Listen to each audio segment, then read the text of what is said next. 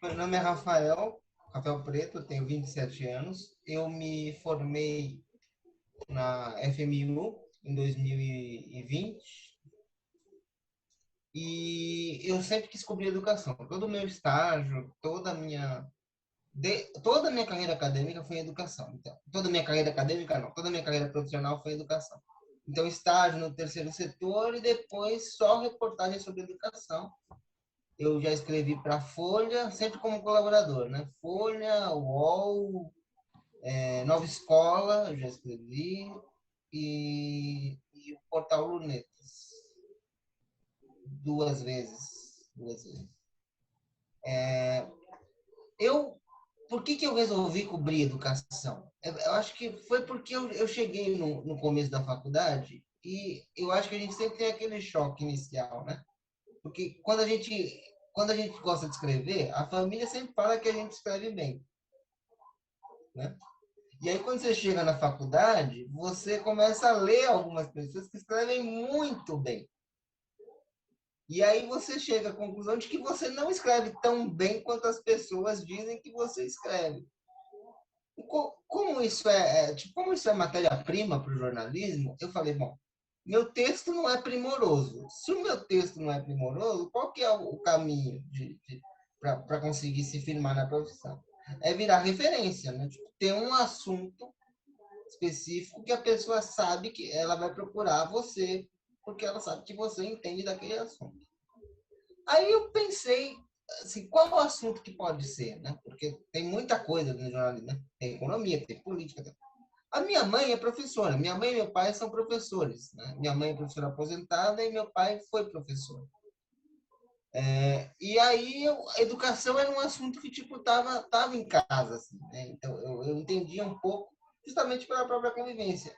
E eu vi que tinha pouca gente que cobria educação, ou que tinha essa vontade de cobrir educação na faculdade. Então eu falei, opa, tem um nicho aí, e que não é muito concorrido, porque não tem muita gente que.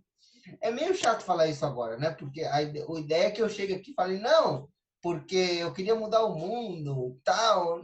Mas, na real, o primeiro contato com o jornalismo de educação então, foi bem prático, assim. Foi bem. Onde que tem um espaço? Ah, tá aqui? Então eu vou tentar ir nesse espaço que tem. É, Depois eu descobri que é uma área muito legal, porque dá para você falar de qualquer coisa. Você consegue falar de economia, você consegue falar de política, você consegue falar de desigualdade social, você consegue falar de cultura, você consegue falar de tudo falando de educação. A partir daí é que eu comecei a ter a certeza. E em 2016, que foi meu primeiro ano de faculdade, a Geduca tinha acabado de ser lançada, né? E aí eu fui na reunião embrionária. Se você abrir a foto da primeira reunião que tem no site, explicando lá o quem somos da Geduca, eu tô na foto. Eu tô de cadeira de roda, tô ali bem no meio ali do pessoal. Então eu identifiquei que tinha um caminho, um espaço, né? Já é o segundo ano que eu participei no ano passado, também numa mesa sobre desigualdade na desigualdade na escola no COVID, durante a pandemia e tal. Eu acho que o que pega mais em educação para mim é isso, assim, você consegue falar de qualquer coisa. Eu gosto muito dessa ideia. Eu acho que a educação inclusiva, ela é uma coisa que tá começando a nascer, na verdade, né?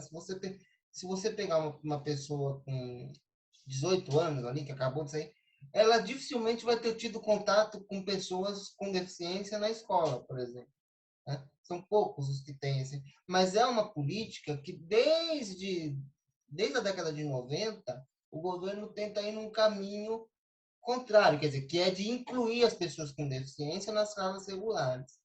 É importante que esse debate seja feito, né? Porque existe tem muito preconceito com relação a pessoas com deficiência. A gente teve um ministro que falou que a criança com deficiência atrapalha, né? Isso aconteceu. Acho que esses debates são importantes para a gente trazer experiências de sucesso, para a gente mostrar que sim, é possível você colocar pessoas com deficiência nas classes comuns. É, tem uma pesquisa que diz que quando você tem pessoas com deficiência na mesma sala que pessoas sem deficiência, você tem um ganho muito grande de habilidade socioemocional, por exemplo.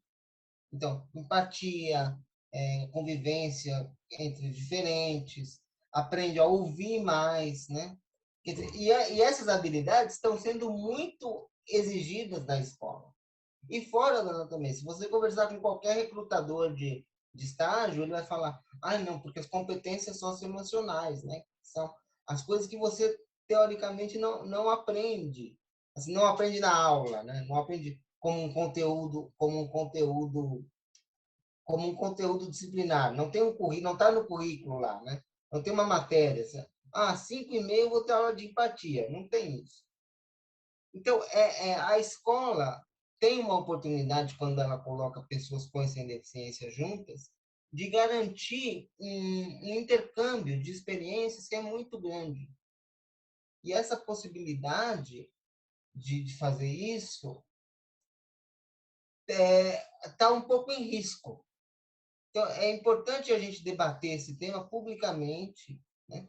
A Geduca já fez vários conteúdos sobre isso, né? Ela fez um webinário sobre educação inclusiva, ela fez um guia sobre cobertura de educação inclusiva nesses últimos, antes de fazer o congresso mesmo, né? E esses temas, quanto mais a gente fala sobre eles, é importante para que cada um consiga colocar o seu lado, né? Mas assim, sem mudanças bruscas, porque é importante que toda a sociedade esteja a par desse processo. O minicurso vai ser feito pelo Rodrigo Mendes, que é o Instituto Rodrigo Mendes, que é o presidente do Instituto com o mesmo nome, que luta pela educação inclusiva. A gente pretende se falar um pouco sobre a questão do decreto, né, que está tentando modificar a política de educação inclusiva. A gente vai tentar tratar das questões de acesso à educação inclusiva, de como que você consegue garantia do direito à educação inclusiva, né? A possibilidade de você, por exemplo, fazer matrícula em contraturno, quer dizer, ter uma equipe disciplinar na escola para o auxílio educacional para pessoa com deficiência, né? Esses temas são assim, eles estão juntos com a educação inclusiva, né? É toda a construção de uma rede de apoio, no geral, para garantir a possibilidade que uma pessoa com deficiência estude em classes regulares. O minicurso é feito pelo Rodrigo e eu vou mediar.